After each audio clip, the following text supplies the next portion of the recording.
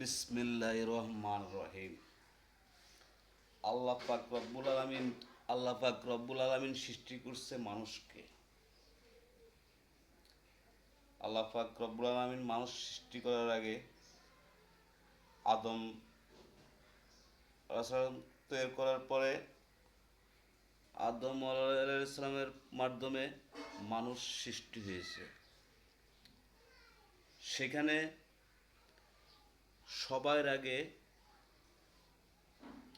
সে মানুষ সে মানুষ যখন একটু ব্যথা পায় আল্লাহকে পরে ডাকে।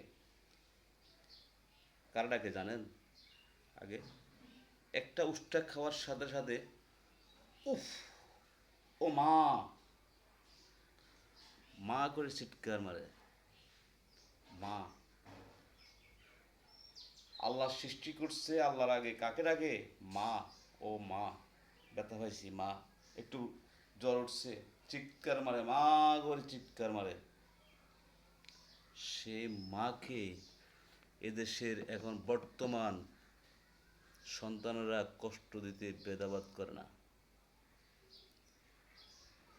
তাই সকল সন্তানের উপর আমার অনুরোধ, মায়ের মনে কষ্ট দিবেন না।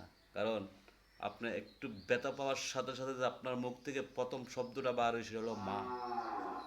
আল্লাহ পাক রব্বুল আলামিনের ফরস্থান মা।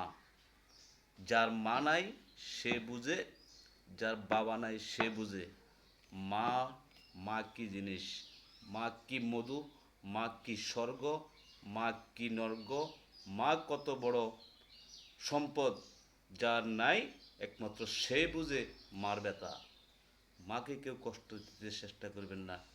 প্রত্যেকটা ঈদে চাঁদে সবার আগে মাকে সান্ত্বনা করে তারপর আপনি কোরবান করুন, যাই কিছু করুন, আগে মাকে সম্মান করুন। মাকে সম্মান করলে আল্লাহ পাক খুশি। কথাটা সারা বাংলাদেশের আমার মতো অভাগা সন্তানদের জন্য।